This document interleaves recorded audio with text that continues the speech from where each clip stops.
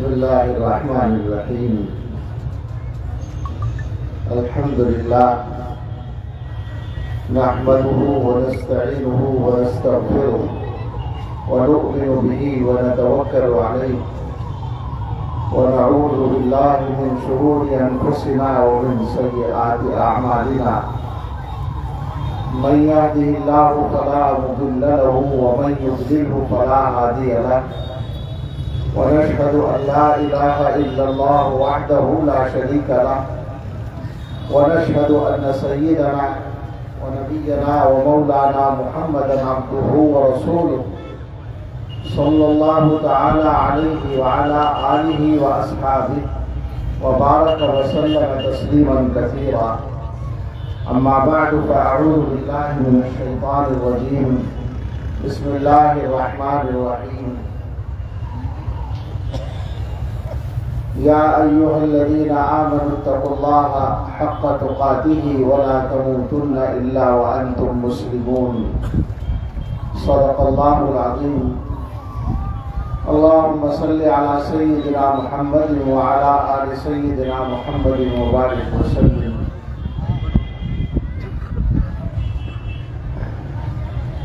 آپ کا یہ عظیم جلسہ اپنی روایت کے مطابق چل رہا ہے اور یہاں بڑے بڑے علماء کرام کے بیانات ہو چکے بھی ہوں گے اور ہونے والے بھی ہوں گے.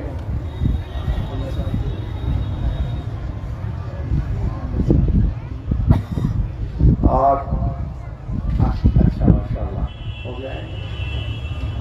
حضرت مولانا محمد عاقل صاحب دعوت برکاتہ ہمارے بزرگ ہم سب کی جانی پہچانی شخصیت. حضرت مولانا حبیب اللہ مدنی صاحب دعوت برکاتہ اور حضرت مولانا مفتی محمد صادق صاحب مزار لوگ سہارنپور سے دعوت برکاتہ. یہ سب بڑے بڑے علماء آئیں گے اور بیان کریں گے. مجھے بھی حکم ہوا تھا مولانا عرفان صاحب کا تو مختصر سی حاضری کا وعدہ مجبوراً کیا تھا اس لیے کہ چارہ نہیں تھا معذرت کا. اور میں چند منٹ میں 2-3 باتیں عرض کر کے اجازت چاہوں گا. پہلے تو مولانا ہمارے حسین صاحب سے شکایت کرنی ہے کہ انہوں نے میرا بڑا نقصان کیا. اتنی تعریفیں اور اتنے اشعار. سچی بات یہ ہے کہ ہم اپنے بارے میں جانتے ہیں کہ ہم کیا ہیں اور ڈر یہ لگتا ہے. ابھی میں راستے میں کچھ پڑھ رہا تھا ایک کتاب کا کہ کچھ اقتباسات تھے بزرگوں کے حالات اس میں بیان کیے تھے. تو اس میں یہ مضمون تھا کہ اللہ والے شہرت سے بہت ڈرتے ہیں اور اس کے کچھ واقعات تھے. تو اس میں ایک بات یہ لکھی تھی کہ ایک بہت بڑے امام گزرے ہیں. غالباً سفیان ثوری مراد تھے یا سفیان ابن عیینہ. یہ دوسری صدی کے محدثین میں سے ہیں, بہت بڑے محدث. تو ان کو انتقال کے بعد کسی نے خواب میں دیکھا. کیا معاملہ ہوا؟ تو انہوں نے کہا کہ اللہ کا فضل ہو گیا, کام ٹھیک ہو گیا. تو خواب دیکھنے والے نے پوچھا کہ کوئی ناگوار بات تو نہیں ہوئی؟ تو انہوں نے کہا کہ بس ایک چیز. کہا کیا؟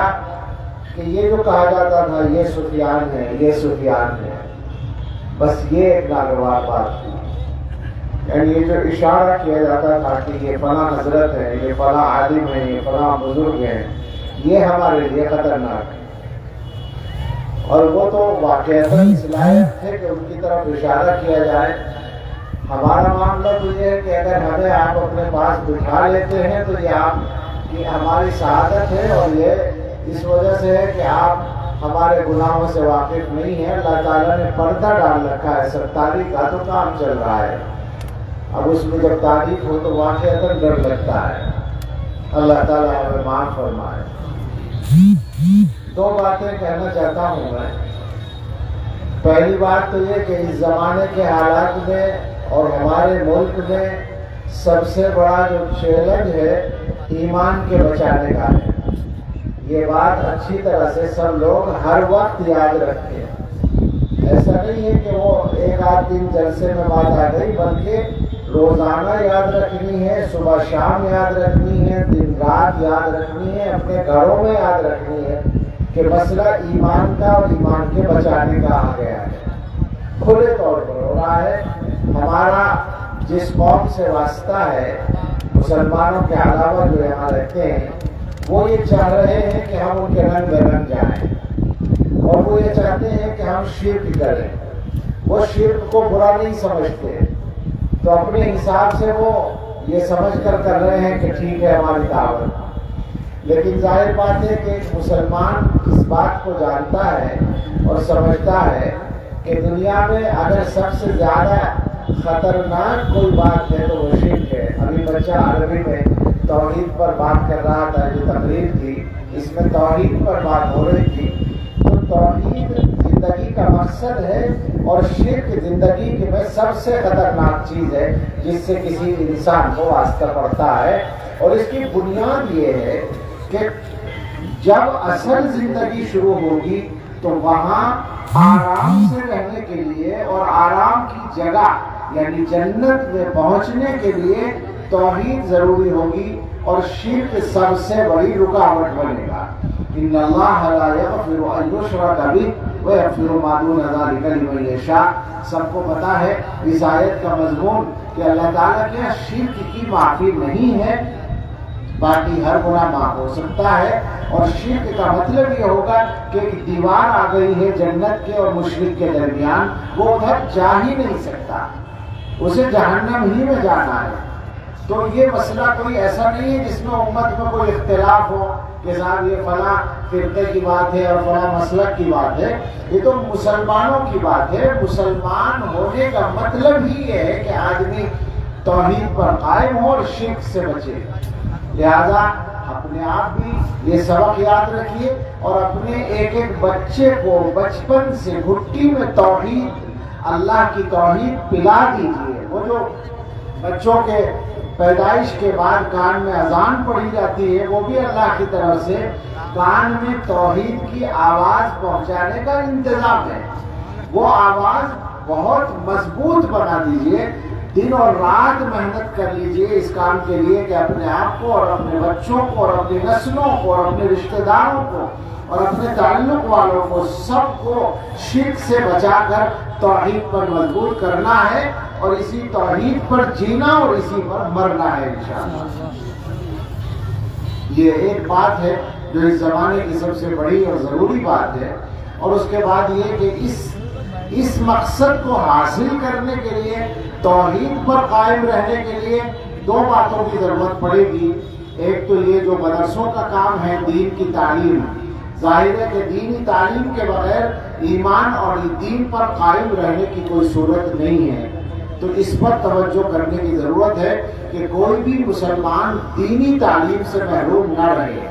جو حالات ہیں ان میں ایسے طریقے اختیار کیے جا رہے ہیں کہ اگر مدرسے بند بھی نہ کیے جا سکیں، آسان نہیں ہے لیکن بہرحال اس زمانے میں سب کچھ ہو بھی سکتا ہے، تو وہ یہ چاہتے ہیں کہ ایسا موڑ دیا جائے رخ کو کہ مسلمان صحیح طریقے سے دین کی تعلیم حاصل نہ کر سکے۔ یہ کام ہو رہا ہے، میں چونکہ لمبی بات بھی کرنے کا موقع نہیں پاتا اور ہمت بھی نہیں رکھتا، اور دوسرے ہر بات کھل کر کہنا بھی مشکل ہے، لیکن آپ یقین کر لیں کہ ہم کوئی جوش میں نہیں بول رہے، بلکہ جو سچائی ہے اور جو حقائق ہیں ان سے واقف ہو کر آپ سے بات کہہ رہے ہیں کہ وہ اول تو یہ چاہتے ہیں کہ یہ مدرسے نہ چلیں، اور اگر چلیں اور چلانے پر مجبور ہوں تو پھر یہ چاہتے ہیں کہ ان کی جو جان ہے وہ نکل جائے اور ان سے دین کی تعلیم کا جو کام ہو رہا ہے وہ نہ ہو سکے۔ تو اس لیے مسلمانوں کو اس معاملے میں بہت زیادہ ہوشیار رہنے کی ضرورت ہے۔ یہ شرط ہے ایمان پر جینے اور ایمان پر مرنے کے لیے۔ اور دوسرا کام ہے اپنے معاملات کو ٹھیک کرنے کا، اپنے مزاج کو، اپنے کردار کو، اپنے گھروں کے اندر جو اپنا معاملہ ہے اس کو ٹھیک کیجیے۔ یہ جو ماحول اس وقت زندگی گزارنے کا ہم میں سے اکثریت کا بنا ہوا ہے کہ ہماری زندگی میں نماز نہیں ہے، ہماری زندگی میں قرآن نہیں ہے، مسلمانوں کی اکثریت بے نمازی ہے، مسلمانوں کی اکثریت قرآن پڑھی ہوئی نہیں ہے، اور گھروں کے اندر یہ فکر نہیں ہے کہ ہمارے گھر والے نماز پڑھتے ہیں یا نہیں پڑھتے ہیں۔ مجھے ایمانداری سے بتائیے، اپنے گھر میں غصہ کرنے کا قصہ تو پیش آتا ہوگا نا، ناراضی ہوتی ہوگی کبھی کبھی کیا روز ہوتی ہوگی، ایک دو دفعہ، کبھی نماز پہ بھی ہوتی ہے، کھانا صحیح نہیں پکا، یا کھانا وقت پہ نہیں پکا، یا فلاں کام وقت پہ نہیں ہوا۔ ایک تو ہماری اس قوم نے عورتوں کے ذمہ کام ہی اتنے ڈال رکھے ہیں۔ میں آج سوچتا ہوا آ رہا تھا راستے میں، یہی بیان کیا کرے، آدمی سوچتا ہے، تو راستے میں ایک عورت نظر آئی، وہ کچھ بوجھ لے کر جاتی ہوئی، تو میرے ذہن میں آیا کہ میں یہ کہوں گا اپنے بھائیوں سے کہ یہ عورتوں سے جنگل کے کام لینا بالکل بند کرو۔ میری اپیل ہے، گزارش ہے۔ میں نہیں جانتا کہ یہ کیسی سمجھی جائے گی، لیکن شریعت کے اعتبار سے تو میں سمجھتا ہوں کہ یہ ضروری ہے۔ یہ جو ہمارے دوسری قومیں ہیں، دوسرے بھائی ہندو بھائی، ان کو بھی فکر نہیں ہے، ہماری حکومتوں کو بھی فکر نہیں ہے، ان کو یہ فکر تو بہت جلدی ہو گئی کہ 3 طلاق میں پابندی رکھنی چاہیے، مگر آج تک یہ فکر نہیں ہوئی کہ ان کی قوم کی جو عورتیں بیچاری ہیں وہ بھی 50-50 کلو کا بوجھ سر پہ رکھ کے چلتی ہے، صبح اور روز گھر آ کے سارے کام گھر والے بھی کرتی ہیں اور باہر کے بھی کرتی ہیں، ان عورتوں پہ کوئی رحم نہیں آتا۔ لاکھوں عورتوں میں کسی ایک کو طلاق ہو جاتی تھی، 3 طلاق، ان پہ تو رحم آیا، لیکن وہ جو ہر گھر کی عورت بیچاری صبح سے شام تک جانوروں کی طرح محنت کرتی ہے، اس پر رحم نہیں آتا، نہ حکومت کو آتا ہے، نہ ہندو بھائیوں کو آتا ہے، اور نہ ہمارے مسلمان بھائیوں کو آتا ہے۔ بند کیجیے یہ سلسلہ، آپ کیجیے اپنا کام۔ آپ چودھری بڑے بیٹھے رہتے ہیں کپڑے پہن کے، 4 پائے کا حقہ پی رہے ہیں، اور عورتیں محنت کر رہی ہیں، کوئی طریقہ ہے؟ نہ پردہ ان کا ہو رہا ہے، نہ ان کی کوئی اور ضرورت پوری ہو رہی ہے، وہ نہ دین کی نہ دنیا کی، بس اسی گھر چکر بڑی ہوئی ہے ان کاموں میں۔ سمجھے اس کو، میں ویسے نہیں کہہ رہا ہوں، بالکل صحیح بات ہے، گھر کے باہر کے کام عورتوں کے حوالے نہیں ہونے چاہیے۔ آپ کی ذمہ داری آپ کریں، جس طرح سے آپ کر سکتے ہو کریں۔ تو عورتوں سے ناراضی یا گھر والوں پہ غصہ نماز کے لیے نہیں ہوا، قرآن پڑھنے کے لیے کبھی نہیں ہوا، ہو رہا ہے تو اپنی ذاتی ضرورتوں کے لیے اور دنیا کے کاموں کے لیے ہو رہا ہے، اور اس سے آگے بڑھ کے ایک دوسرے کے ساتھ انصاف نہیں کر رہے۔ جو مزاج بنا ہوا ہے، میں اگر ایک دو مثالیں دوں گا تو آپ کو تعجب سا ہوگا کہ واقعی ایسا ہو رہا ہے، بات سمجھ میں آئے گی۔ مجھے ایمانداری سے بتائیے، گھروں کے اندر یہ سوال نوجوانوں سے نہیں ہے، یہ سفید داڑھی والوں سے ہے، جن کے بیٹوں کی اور بیٹیوں کی شادیاں ہو گئی، ان سے سوال ہے کہ گھر میں بہو اور بیٹے میں اختلاف ہو کسی بھی بات میں، تو ہمارا ووٹ کس کے ساتھ ہے؟ ہمیشہ صحیح کون ہے بتائیے؟ ہمیشہ بیٹا صحیح ہے نا، اور بہو غلط ہے۔ کیا ایسا ہو سکتا ہے کہ ہر معاملے میں بہو کی غلطی ہو اور بیٹا صحیح ہو؟ بتاؤ ایمانداری سے، مسلمان ہو، سچ بولو نا۔ اچھا، جہاں بیٹی گئی ہے وہاں ہمیشہ صحیح کون ہے؟ بیٹی صحیح ہے، داماد غلط ہے۔ کیا ایسا ہو سکتا ہے؟ آپ مجھے بتائیں، اگر آپ کا یہ مزاج ہو کہ بیٹے کی غلطی ہو تو آپ بیٹے کی غلطی کا اقرار کریں اور اس کو بتائیں کہ تو غلط کہہ رہا ہے، بہو صحیح کہہ رہی ہے، تو گھر میں سکون رہے گا یا نہیں؟ بیٹی کے گھر میں اگر آپ داماد کی صحیح بات کو صحیح کہہ دیں تو بیٹی کا گھر آباد رہے گا یا نہیں؟ بگاڑتا کون ہے؟ یہ ہماری ناانصافی بگاڑتی ہے۔ ہمارے گھر میں جو بڑھیا بیٹھی ہے وہ تو بہت اچھی ساس ہے، ہمارے گھر میں تو بہو غلط ہے، ساس صحیح ہے، اور جہاں ہماری بیٹی گئی ہے وہ ساس بڑی خراب مل گئی۔ بتاؤ، ہر گھر میں یہی ہے یا نہیں؟ اور ہیں دیندار، اس کے بعد بھی دیندار ہیں۔ میں آپ کو خبر دے رہا ہوں کہ یہ دینداری نہیں ہے، اس لیے کہ یہ قرآن کے خلاف ہے، یہ حدیث کے خلاف ہے، یہ حضور صلی اللہ علیہ وسلم کے طریقے کے خلاف ہے، یہ ظلم ہے، یہ ناانصافی ہے، اور اللہ تعالیٰ کو ناانصافی بہت زیادہ ناپسند ہے۔ آپ سوچیے ذرا، ہم کس منہ سے دشمنوں سے انصاف کی امید کرتے ہیں؟ کس منہ سے شکایت کرتے ہیں کہ جی ہمارے ساتھ تو انصاف نہیں کر رہے؟ ہم تو اپنے گھر والوں کے ساتھ نہیں کرتے انصاف۔ سوچو ذرا، وہ تو ہمارے دشمن ہیں، وہ ہمارے ساتھ انصاف نہ کریں تو کیا تعجب ہے؟ ہم تو اپنے گھر والوں کے ساتھ انصاف نہیں کر رہے۔ اولاد میں برابری نہیں کرتے، بیٹے اور بہو کی بات تو اور بات کی ہے، بیٹوں میں انصاف نہیں ہے۔ ایک بیٹا زیادہ کماتا ہے، ایک بیٹے کی آمدنی کم ہے، ابا جی کو وہ اچھا لگتا ہے جو پیسے زیادہ کماتا ہے۔ کیسا باپ ہے وہ؟ آخر سوچیے تو صحیح، سوچنے کے انداز کیا ہے؟ جو قوم اپنی اولاد میں انصاف نہیں کر سکتی، وہ کس منہ سے سوچتی ہے کہ ہمیں دنیا میں اللہ تعالیٰ حکومت دے اور ہم کریں؟ ایسے لوگوں کو حکومت ملتی ہے؟ نہیں، کبھی نہیں مل سکتی، یقین کریں آپ۔ آدمی بننا پڑے گا، پہلے سچا مسلمان بننا پڑے گا، ایسے نہیں کام چلنے والا۔ اور دنیا والوں کے ظلم وہ بھی اسی طرح چلتے رہیں گے۔ جب ہم خود ظلم کریں گے تو ہم پر بھی ظلم ہوگا۔ کسی کے ساتھ بھی نا انصافی نہ کریں، اور صرف گھروں میں نہیں، اداروں کے اندر، مسجدوں میں، مدرسوں میں، اسکولوں میں، کالجوں میں، فیکٹریوں میں، جہاں جہاں آپ کا کام ہے، جہاں جہاں عمل دخل ہے، انصاف سے کام لیجیے۔ اگر دینی اداروں میں انصاف نہ ہو تو کہاں انصاف ہوگا؟ کہاں ظلم سے بچا جا سکے گا؟ ہمیں بہت زیادہ محتاط ہو کر چلنے کی ضرورت ہے۔ حالات خرابی کی طرف جا رہے ہیں۔ اگر ہم نے ہر طرح سے اپنے معاملات کو ٹھیک کرنے کی کوشش نہیں کی تو ہمیں بچانے والا کوئی ہے نہیں، یاد رکھیے گا۔